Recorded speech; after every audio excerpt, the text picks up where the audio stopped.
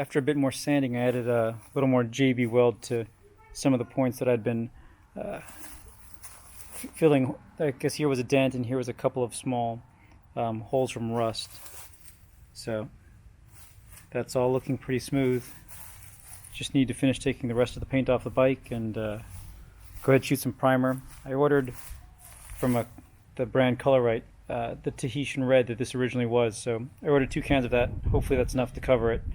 But I'm going to completely strip off the paint, then shoot at least 1 coat of primer, and then use those 2 bottles of paint on this and the rear swing arm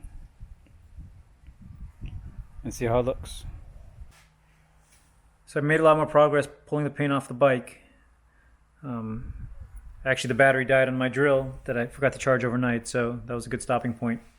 I did go ahead and spray some primer onto this one part though that I had completely cleaned off just to see how good it was going to look. I know the Wirebrush was leaving marks in the metal, but this is just one of those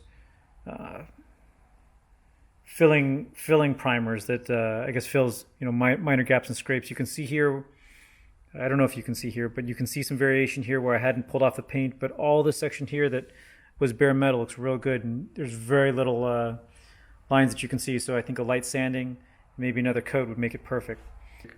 I did mask off the little VIN plate here very carefully since I'm not planning on taking that off before I paint it. But all of this is going pretty well. It's just a lot of work then to finish getting everything down to bare metal before I can start completely primering it and then painting it.